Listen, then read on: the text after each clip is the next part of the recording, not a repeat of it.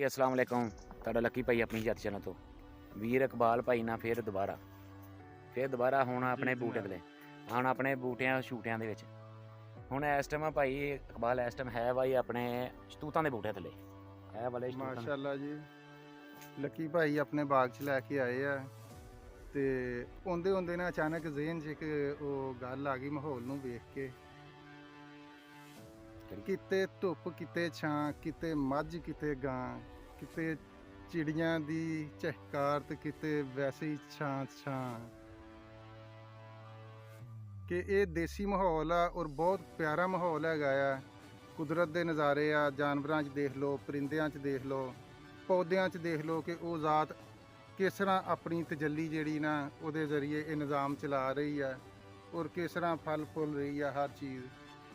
ਔਰ ਹੁਣ ਅਸੀਂ ਜਿਹੜਾ ਨਾ ਲੱਕੀ ਭਾਈ ਕੋ ਨੌਲੇਜ ਲਵਾਂਗੇ ਕਿ ਇਹ ਸਾਨੂੰ ਥੋੜ੍ਹਾ ਜਿਹਾ ਦੱਸਣ ਕਿ ਕਿਹੜੇ ਕਿਹੜੇ ਬੂਟੇ ਇਹਨਾਂ ਨੇ ਆਪਣੇ ਬਾਗ 'ਚ ਲਾਏ ਆ, ਉਹਨਾਂ ਦਾ ਦੁਰਾਨੀਆਂ ਕੀ ਹੁੰਦਾ ਆ, ਉਹਨਾਂ ਦਾ ਪੀਰੀਅਡ ਕੀ ਹੁੰਦਾ ਆ ਔਰ ਇੱਕ ਬੂਟਾ ਔਸਤ ਕਿੰਨੀ ਜਿਹੜੀ ਪੈਦਾਵਾਰ ਦਿੰਦਾ ਹੈਗਾ ਆ। ਜੀ ਇਸ ਟਾਈਮ ਜਿਹੜੇ ਹੈਗਾ ਨਾ ਸ਼ਤੂਤਾਂ ਦਾ ਇਹ ਜਿਹੜਾ ਪੀਰੀਅਡ ਹੈਗਾ ਇਹ ਤਕਰੀਬਨ ਜਲਦੀ ਫਲ ਲੱਗਣਾ ਸ਼ੁਰੂ ਹੋ ਜਾਂਦਾ ਵਾ।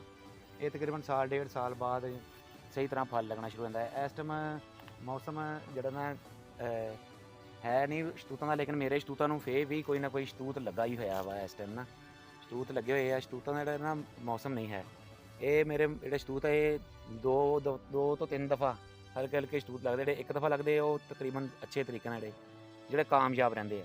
ਜਿਹੜੇ ਦੂਸਰੇ ਆ ਉਹ ਥੋੜ੍ਹੇ ਅਰਸੇ ਵਾਸਤੇ ਲੱਗਦੇ ਆ। ਬਾਕੀ ਜਿਹੜਾ ਹੈਗਾ ਆ ਮਿੱਠੀਆਂ ਦਾ ਜਿਹੜਾ ਬਾਗ ਆ ਇਹ ਤਕਰੀਬਨ ਲੈ ਜਾਂਦਾ ਵਾ 4 ਤੋਂ 5 ਸਾਲ। ਜਿਹੜੇ ਸਹੀ ਤਰੀਕੇ ਨਾਲ 4 ਤੋਂ 5 ਸਾਲ ਜਿਹੜੇ ਨਾ ਇਹਨੇ ਲੈ ਹੀ ਜਾਣੇ 4-5 ਸਾਲ ਨਾ, ਤੇ ਵੱਡੇ ਹੋਣ ਦੇ ਵਿੱਚ ਬੂਟਿਆਂ ਨੇ।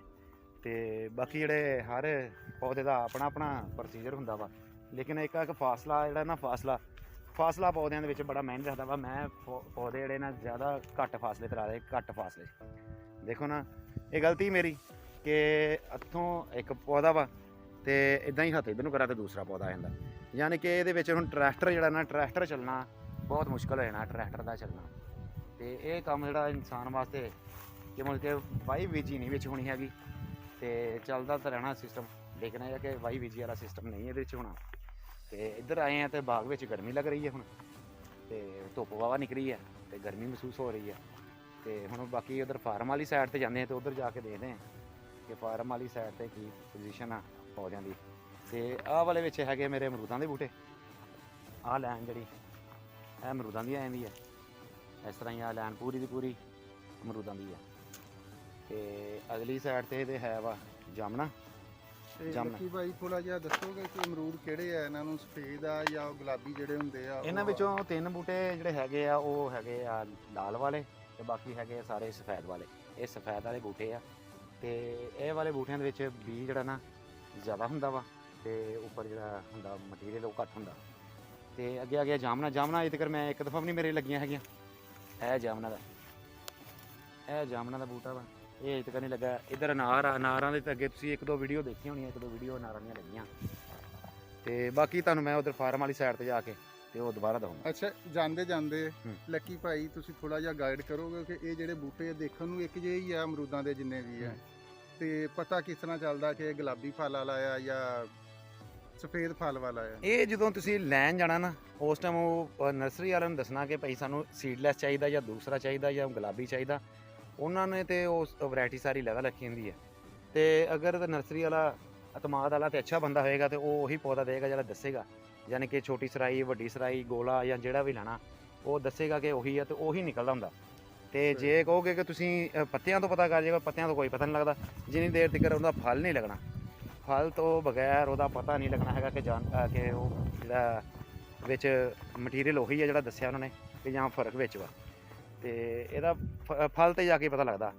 ਲੇਕਿਨ ਇਹ ਕਿ ਨਰਸਰੀ ਵਾਲੇ ਤੇ ਸਾਰਾ ਡਿਪੈਂਡ ਕਰਦਾ ਨਰਸਰੀ ਵਾਲਾ ਕੀ ਦੱਸਦਾ ਤੁਹਾਨੂੰ।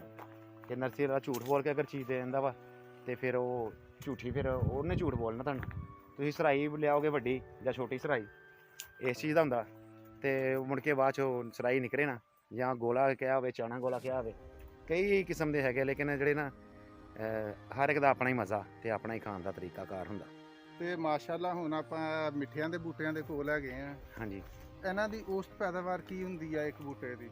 ਕਿ ਇੱਕ ਇਹ- ਬੂਟਾ ਤਕਰੀਬਨ ਕਿੰਨੇ ਦਰਜਨ ਜਿਹੜਾ ਨਾ ਜਾਂ ਕਿੰਨੇ ਕੇਜੀ ਫਲ ਜਿਹੜਾ ਨਾ ਉਹ ਦੇ ਦਿੰਦਾ ਹੈਗਾ? ਇਹ ਸਾਰਾ ਕੁਦਰਤ ਦਾ ਨਿਜ਼ਾਮ ਆ, ਲੇਕਿਨ ਉਹ ਤਾਂ ਦੱਸਦੇ ਹੁੰਦੇ ਆ ਕਿ 3 ਮਣ ਦੇ ਦੇਗਾ ਜਾਂ ਮਣ ਦੇਗਾ ਜਾਂ 2 ਮਣ ਦੇਗਾ, ਇੱਕ ਮਿਸਾਲ ਆ। ਲੇਕਿਨ ਇਹ ਕਿ ਬੂਟੇ ਦੇ ਸਾਈਜ਼ ਦਾ ਤੇ ਉਹਦੀ ਖੁਰਾਕ ਦਾ ਤੇ ਫਲ ਦੇ ਹਿਸਾਬ ਨਾਲ ਸਾਰਾ ਡਿਪੈਂਡ ਕਰਦਾ। ਕਿ ਪਿਛਲੀ ਵਾਰ ਮੇਰਾ ਫਲ ਬਹੁਤ ਜ਼ਬਰਦਸਤ ਲੱਗਾ ਸੀ ਤੇ ਐਰਕ ਵਾਰੀ ਫਲ ਜਿਹੜਾ ਨਾ ਨਹੀਂ ਲੱਗਾ ਉਹਨਾਂ, ਲੇਕਿਨ ਇਹ ਕਿ ਗੁਜ਼ਾਰੇ ਮੁਤਾਬਕ ਬਹੁਤ ਜ਼ਿਆਦਾ ਇਸ ਫਲ ਤਰ੍ਹਾਂ ਵੀ ਹੁੰਦਾ ਨਾ ਕਿ ਫਲ ਲੱਗਾ ਲੇਕਿਨ ਬਾਅਦ ਖਾਤ ਨੇਰੀ- ਪਿੰਡ ਵਾਲੇ ਜਾਂ ਮਹੱਲੇ ਵਾਲੇ ਲੈ ਜਾਂਦੇ ਆ। ਨਹੀਂ ਨੇਰੀਆਂ ਦਾ ਵੀ ਬੜਾ ਡਿਪੈਂਡ ਹੁੰਦਾ ਵਾ।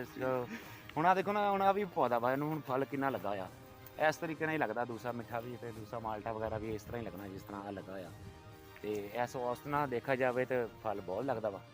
ਤੇ ਬਾਕੀ ਇਹ ਤੇ ਆੜਾ ਇਹ ਹੈਗਾ ਲੱਕੀ ਭਾਈ ਮੈਨੂੰ ਲੱਗਦਾ ਨਿੰਬੂ ਲੱਗੇ ਨਿੰਬੂ। ਹਾਂਜੀ ਇਹ ਨਿੰਬੂ ਹੈ ਜੀ, ਕਿਆ ਇਹ ਬਾਤ ਨਿੰਬੂ ਹੈ। ਸਾਰੇ ਨਿੰਬੂ ਦਾ ਬੂਟਾ ਵਾ। ਤੇ ਸਰ ਜੀ ਕਿਹੜੇ ਨਿੰਬੂ ਹੈਗੇ ਆ? ਚਨਾ ਨਿੰਬੂ ਹੈ ਜੀ, ਇਹਨਾਂ ਨੂੰ ਚਨਾ ਨਿੰਬੂ ਕਹਿੰਦੇ ਆ। ਇਹ ਬੀ ਤੋਂ ਬਗੈਰ ਵਾਲੇ ਨਿੰਬੂ, ਇਹਨਾਂ ਦੇ ਵਿੱਚ ਬੀ ਨਹੀਂ ਹੁੰਦਾ। ਬਾਕੀ ਭਾਜੀ ਤੁਸੀਂ ਦੁਆਵਾਂ ਯਾਦ ਰੱਖਿਓ। ਬਹੁਤ ਸ਼ੁਕਰੀਆ ਹਾਂ। ਲੱਕੀ ਭਾਈ, ਬਹੁਤ ਸ਼ੁਕਰੀਆ ਬੜੀ ਤੁਹਾਡੇ ਮਿਹਰਬਾਨੀ। ਕੋਲੋਂ ਬੜਾ ਹਾਂ। ਨੌਲੇਜ ਮਿਲਿਆ ਹੈਗਾ ਮੈਨੂੰ। ਅੱਲਾਹ ਹਾਫਿਜ਼।